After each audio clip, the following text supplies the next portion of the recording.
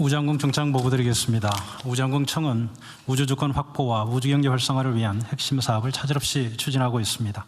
먼저 발사체 분야입니다. 지난해 11월 누리호 4차 발사에 성공해서 차세대 중형위성 3호를 비롯한 13개 위성을 목표 궤도에 정확히 안착시켰습니다. 올해 하반기로 예정되어 있는 누리호 5차 발사도 철저하게 준비해서 성공적으로 수행하겠습니다. 위성 분야입니다. 여러 사정으로 예정보다 4년가량 지연되었던 다목적 실용위성 7호와 차세대 중형위성 2호를 각각 지난해 12월과 올해 5월 성공적으로 발사하였고 현재 모두 정상 운영 중입니다. 다음 페이지입니다. 산업계 육성도 본격적으로 시동을 걸겠습니다. 대통령님께서 말씀하신 것처럼 우주항공은 최첨단 과학기술이 집약된 미래 핵심 전략산업입니다. 민간기업이 산업을 주도하고 있는 미국과는 우리나라의 산업 여건이 다른 만큼 우리는 정부가 마중물 역할을 하면서 공동 연구개발과 공공기술 이전 등을 통해 민간기업의 역량을 높이고 민간 투자를 활성화하겠습니다. 올해 우주항공청 예산은 1조 원을 넘어섰고 우주항공 스타트업을 위한 뉴 스페이스 펀드도 대폭 확대되었습니다. 현재 비우주 분야 기업들의 우주 분야 진출도 활발해지고 있고 기업 투자 역시 증가하고 있습니다. 우주경제 시대의 핵심은 안정적인 우주 접근 능력 확보입니다. 우리가 만든 위성을 우리 땅에서 원하는 시기에 우리 발사체로 보낼 수 있어야 관련 산업도 함께 성장할 수 있습니다. 이를 위해 대통령님께서 지시하신 대로 누리호를 매년 최소 1회 이상 발사할 수 있는 체계를 구축하고 있습니다. 나아가 확대되는 국내외 발사 수요를 흡수해서 연 2회, 연 3회 이상으로 발사할 수 있는 상용 발사 서비스 체계로 발전시키고 재사용이 가능한 경제성 있는 차세대 발사체 개발도 차질없이 추진하겠습니다. 또한 저궤도 이송통신, 정찰 위성 등으로 수십 또는 수백 기의 초소형 위성을 군집 형태로 활용하는 추세에 따라 위성 제작도 대량 생산 시대가 본격화되고 있습니다. 우리나라의 강점인 제조 역량을 토대로 위성 산업의 글로벌 경쟁력을 확보할 수 있도록 정부와 민간 기업이 긴밀히 협력해서 추진해 나가겠습니다. 이상 보고 마치겠습니다. 여기 다목적 실용위성 나리랑 7호가 30cm까지 식별할 수 있다 그런 뜻이죠? 네, 여기 있습니다. 앞에 있습니다. 30cm? 네, 그렇습니다. 지금 현재 30cm까지 분석하고 있다는 거예요? 예, 현재까지는 영상을 촬영을 할 수 있습니다. 그래요? 내가 들으니까 50cm라고 그런 것 같은데? 이미 30cm를 가동하고 있다고요? 예, 그렇습니다. 앞으로 추가적으로 20cm, 15cm까지 더 도전을 해서 개발할 예정으로 현재 있습니다. 내가 잘못하고 있었군요. 이따가 얘기할 좀 이따가 할게요. 네, 수고하셨습니다. 재외동포청은? 네, 재외동포청 보고드리겠습니다. 동포청은 국정과제인 차별 없는 포용적 동포 정책의 실현을 위해 지난 1년 동안 동포들이 현장에서 체감할 수 있는 정책의 변화에 집중해 왔습니다. 먼저 재외동포 민원 해소입니다. 무엇보다 지난 1년 동안 대통령께서 동포들과 직접 소통하는 현장 중심 국정을 강화하여 출범 1년간 역대 최다인 14회의 대통령 동포간담회를 개최하였습니다. 민원은 정책의 보물창고임에도 과거 산발적 반복적으로 제기된 민원들에 대해 부처별 임기응변식 대응이 동포들에게 혼란과 실망감을 키운다는 지적에 따라서 역대 최초로 전 재외 공관을 통해 동포 민원 1,438건을 일괄 조사 접수하여 이 중 69%인 989건은 해결했거나 조치 중입니다. 현재는 2차 민원을 접수 중에 있습니다. 해결의 그 대표적인 사례가 재외국민 본인인증 서비스 확대입니다. 그동안 해외 거주 동포들은 국내 휴대전화가 없으면 정부24, 국민연금, 우체국 등 국내 온라인 서비스를 이용하기 어려웠는데요.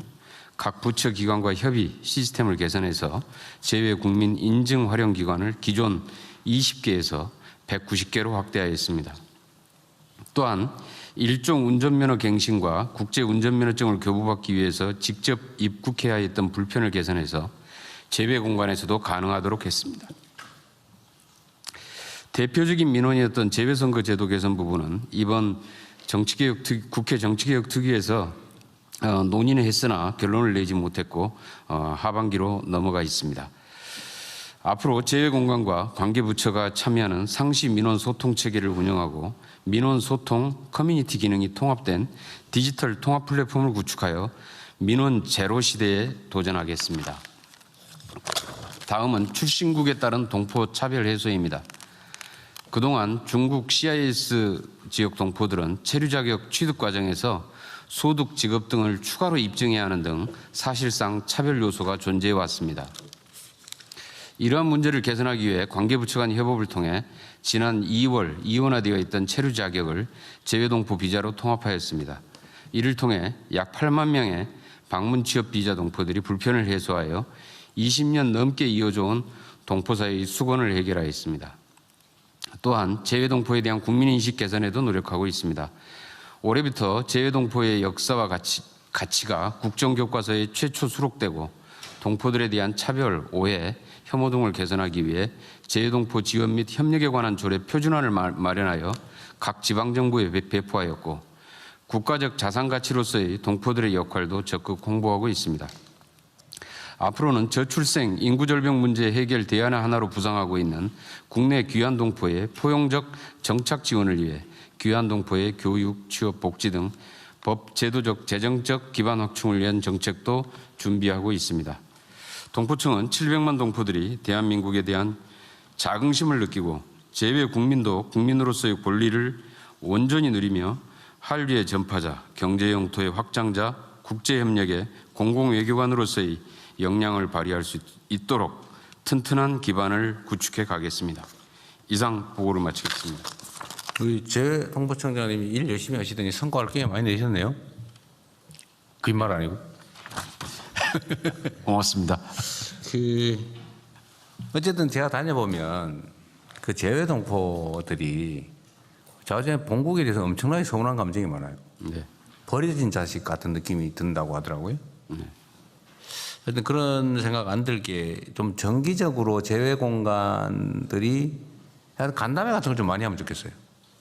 그리고 그 재외 국민, 재외 동포들을 연락처도 좀 확보하고 필요한 뭐 정보 서비스도 좀 제공하고 가끔 정기적으로 모임도 좀 할 수 있게 하든지 아니면 그 동포들끼리의 뭐 커뮤니티를 좀 지원을 해주든지 좀 아이디어를 좀 내보세요.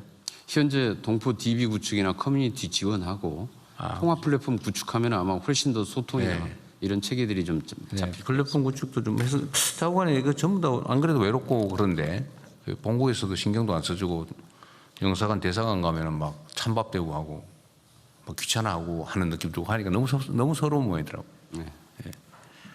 좀 잘 챙겨주시고요. 좀 자주 만났으면 좋겠어요. 그다음에 재외동포들의 제일 큰 민원이 어쨌든 그 투표권 행사인데 이거 저기 어물쩡 하면 안 돼요. 국회에서 어려운 상황이더라도 어물쩡 하면 안 된다고요. 예, 이번에 국회 정치개혁특위에서 이제 처음으로 의제화돼서 한번 논의를 했는데요. 전체적으로 합의를 하지 못해가지고 결론을 내지 못했고요. 다시 이제 하반기로 지금 넘어가 있습니다. 그 합의 안 돼요. 여태까지 지금 태도를 보면 예, 그 재외국민 투표하는 게 싫은 사람들이 있잖아요. 그래서 그 합의 쉽지 않습니다. 이런저런 핑계나 대지. 그래서 합리적인 안을 만들어서 설득을 하는 쪽으로. 그래서 지금 선관위에서 그 각국 우편 투표 환경이나 시스템 분석하고 모의 우편 투표 같은 걸 실시해가지고 실질적으로 그런 기술적인 문제를 보완을 한 다음에 그러니까 선관위에서 좀 적극적으로 제안을 해야 될 것 같습니다. 전자투표 문제, 우편투표 문제 두 가지일 텐데 예. 하여튼 투표소 현지에 투표소 추가 설치 이게 제일 원시적인 방법이지만 일단은 해야 될 일이고 두 번째는 우편투표를 도입하는 건데 그 반대 이유가 그런 것 같아요. 어느 나라는 우편이 제 시간에 안 온다. 예. 어느 나라는 중간에 우편이 사라질 수도 있다. 뭐 이런 얘기가 이유던데 아니 어떤 사람이 투표할 수 없는 상황이니까 너도 투표하지 말라. 그게 말이 됩니까 그게? 정상적으로 제대로 되고 있는 나라라도 그런 기회를 줘야 되는 거 아닌가요?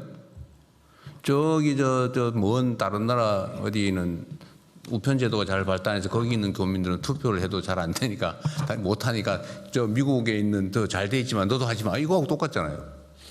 그러면 안 되죠. 할 수 있는데 최대한 하게 하는 거죠. 그건 국민들의 기본권이잖아요. 뭐 서비스가 아니고 공짜로 뭘 주는 시혜가 아니고 국민으로서의 정당한 권리 아닙니까? 뭐 행사할 수 있는 사람 최대한 행사하기는 게 맞지.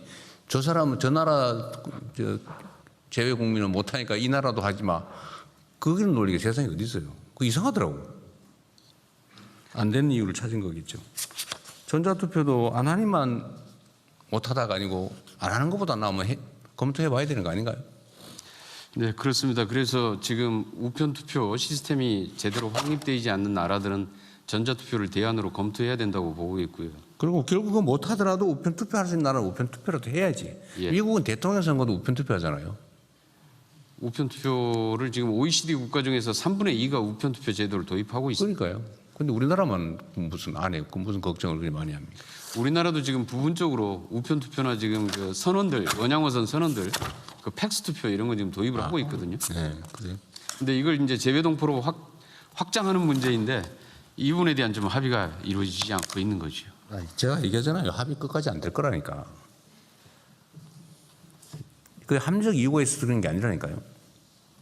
그러면 설득하고 안 되면 합리적인 아니면 책임을 지는 거죠. 그게 권한이죠. 모든 걸 합의로 처리할 것 같으면 그 뭐로 선거에서 열심히 뽑습니까? 합의를 해보고 소수 의견을 존중하되 영 안 되면 다수 의견에 따라서 처리하는 게 그게 민주주의 국가죠. 나쁜 짓 하면 국민이 책임을 묻고 판단하겠죠, 그죠? 네. 아니 뭐 우리 청장님이 잘못했다는 얘기 절대 아닙니다. 네. 다음 하시죠. 예, 검찰총장 직무대행입니다. 네.